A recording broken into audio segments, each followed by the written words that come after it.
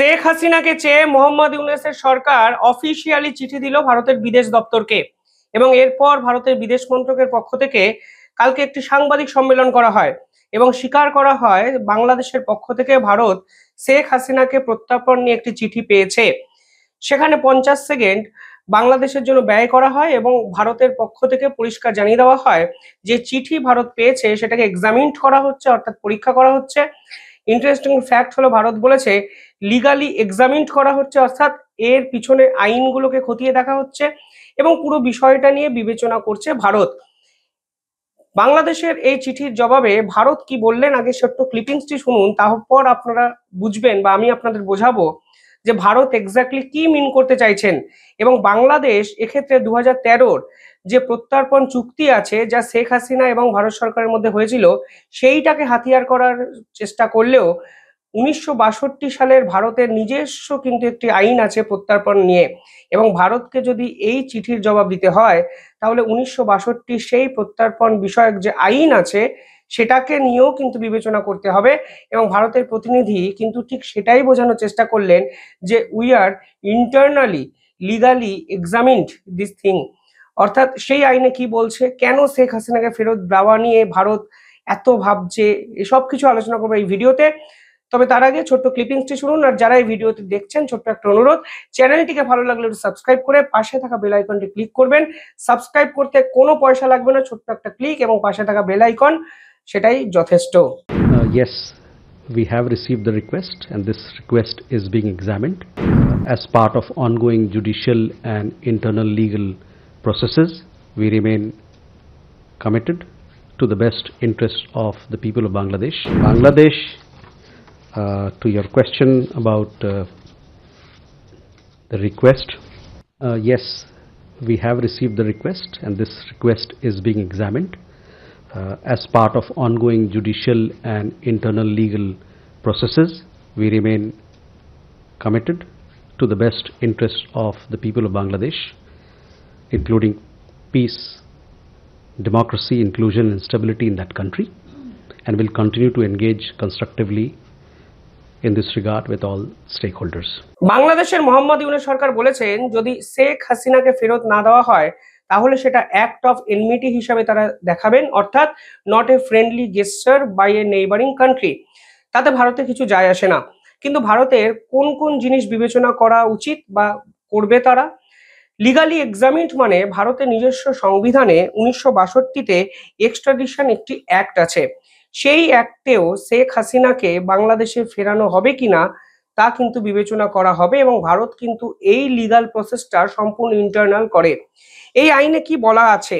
এই আইনে বলা আছে যদি কোনো ব্যক্তিকে অন্য একটি রাষ্ট্র ফিরিয়ে দিতে বলে তাহলে এই পুরো তদন্ত প্রক্রিয়া ভারতের সরকার এক ম্যাজিস্ট্রেটের হাতে তুলে দেবে এবং ম্যাজিস্ট্রেট এই পুরো বিষয়টা এনকোয়ারি করবে এবং এই এনকোয়ারি কন্ডাক্ট হওয়ার পর ম্যাজিস্ট্রেট দেখবে যে এর পিছনে কোনো অন্য অভিসন্ধি আছে কিনা এবং তার অন্য দেশে ট্রায়ালটা ফেয়ার ট্রায়াল হয়েছে কিনা, এবং পার্টিকুলারলি এই ম্যাজিস্ট্রেট এর কাছে এক এক্সিকিউটিভ পাওয়ার থাকবে যে approve or refuse of extradition, অর্থাৎ এই ম্যাজিস্ট্রেট যদি ফিল করেন যে এই ব্যক্তির বিপক্ষে যে অভিযোগ হয়েছে তা অন্য কোনো দেশে সঠিকভাবে বিচার প্রক্রিয়ার আওতায় ট্রায়াল প্রসেসটি হয়েছে এবং সঠিকভাবে এটি সিদ্ধান্ত হয়েছে, তারপর ম্যাজিস্ট্রেট দেখবেন যে তাকে পাঠিয়ে দেওয়াটা উচিত হবে কি হবে না।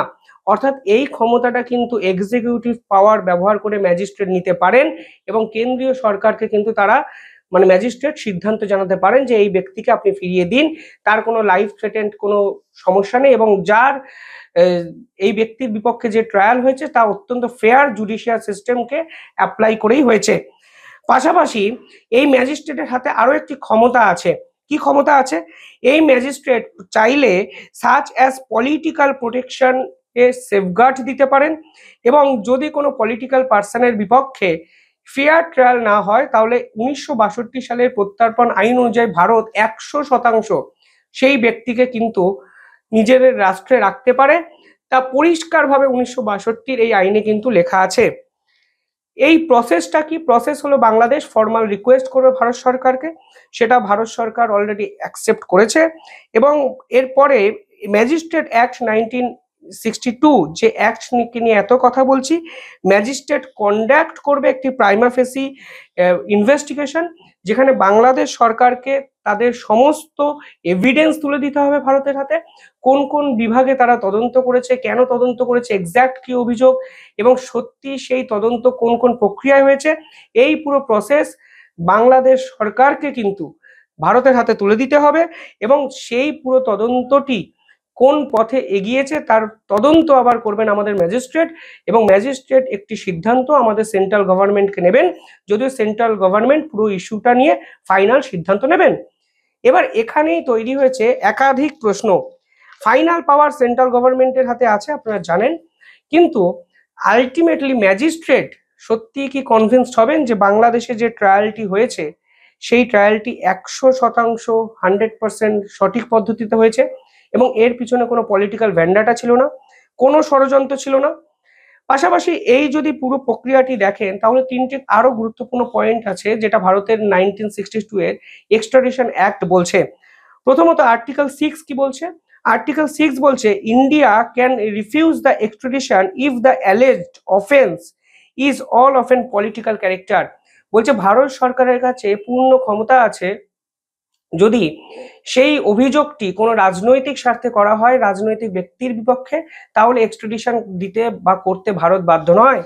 পরবর্তীকালে বলা হয়েছে ল্যাক অফ ডুয়েল ক্রিমিনালিটি।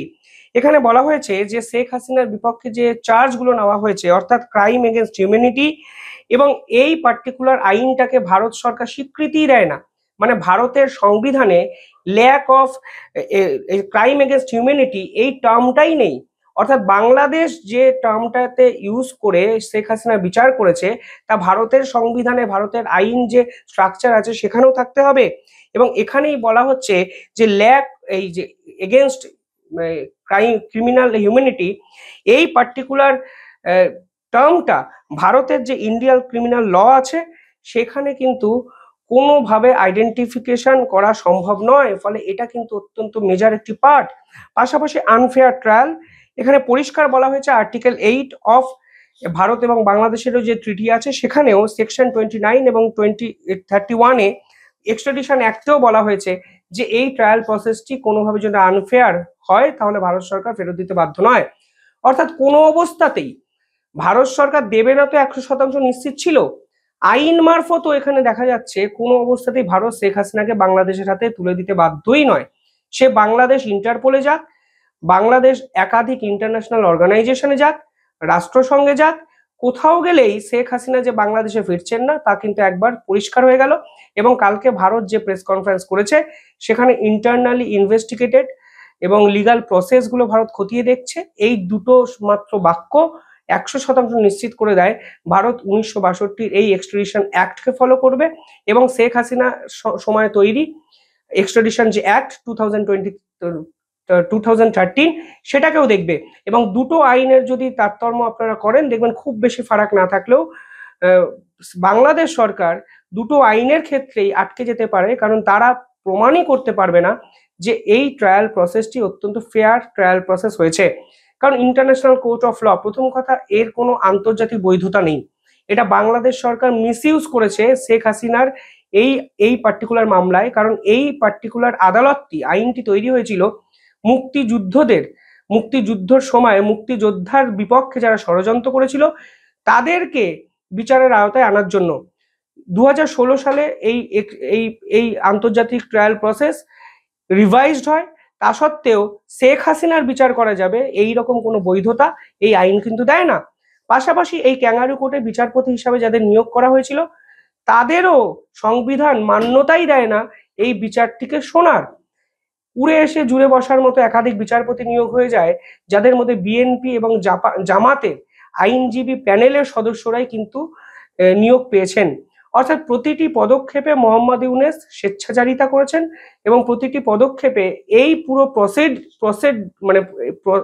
এই যে পুরো প্রসিডিংটা সম্পূর্ণভাবে বেআইনি, অবৈধ, তা কিন্তু ভারত খুব সহজে প্রমাণ করে দিতে পারবে। অর্থাৎ স্বপ্ন মোহাম্মদ ইউনূস দেখতেই পারেন, চাঁদে যাওয়ার স্বপ্ন অনেকেই দেখেন, কিন্তু আলটিমেটলি স্বপ্নের ফানুস ফেটে যেতে সময় কিন্তু বেশি লাগবে না এবং ভারত কিন্তু ফাটিয়ে দিয়েছে কালকে একটি ছোট্ট সাংবাদিক সম্মেলন করে।